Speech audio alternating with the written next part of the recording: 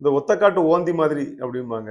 ஓந்தி அப்படின்னா என்னன்னா, அந்த ஓணான்ங்கிற ஒரு ரெப்டைல் இருக்குல்ல, ஊர்வன. ஓணான்.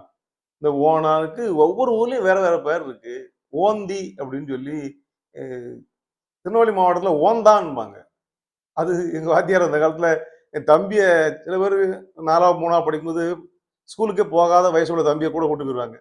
அப்படி தம்பிய கூட கூட்டு வரச்ச உட்காந்து பக்கத்துல உட்காந்துருப்பான். என்ன செய்ய? அந்த காலத்துல ஸ்ட்ரென்த் கிடையாது. உட்காந்துருக்கணும். அப்படி உட்கார்ந்தது யாருன்னு கேட்பாரு. எங்க ஹெட் மாஸ்டர் எல்லாம் ஞாபகம் இருக்கு. செல்லதுரை சாரு. என் தம்பி சார். "ஓந்தாம்பியா?" அப்படிம்பாரு. "ஓந்தாம்பியா?" அப்படிம்பாரு. அந்த ஓந்தான் அப்படிங்கிற வார்த்தை நெல்லை மாவட்டத்திலயும் அந்த ஓணான குறிக்குது. ஆனா ஓணான்ங்கிறத நம்ம தூய தமிழ்ல எழுதுறோம். அத ஓந்தான்னு சொல்றாங்க. ஓந்தி என்று சில இடங்கள்ல சொல்றாங்க. இந்த விருதுநகர் மாவட்டத்துல அதுக்கு பேரு கரட்டாண்டி. கரட்டாண்டின்னா எனக்கு கரட்டாண்டிங்கிறது கரட்டு ஓந்தி. அந்த ஓந்திக்கு முன்னால கரடு சேர்த்து கரட்டு ஓந்தி. அந்த கரட்டு ஓந்தி சேர்ந்து மருவி கரட்டாண்டி கரட்டாண்டி மாறிடுச்சு. நெல்லை மாவட்டம், தென்காசி மாவட்டத்துல குறிப்பா இன்னொரு சொல்லு இருக்கு. அது வேற மாவட்டங்கள்ல இருக்குதா எனக்கு தெரியல. இந்த ஓணான குறிக்கிற சொல்லு தெண்டில் அப்படிம்பாங்க. தெண்டு. தெண்டு என்று பழைய சொல்லு இருக்கிறது. அத தெண்டு கூட இல் சேர்ந்தது எப்படியோ தெண்டில் தெண்டில்ம்பாங்க. நாங்கலாம் சின்ன தெண்டில்ம்போம். தெண்டில் அப்படிங்கிறது தெண்டு என்றாலும் ஓணானை குறிக்கிறது. இந்த ஓணான்ல பல வகைகள் இருக்கலாம்.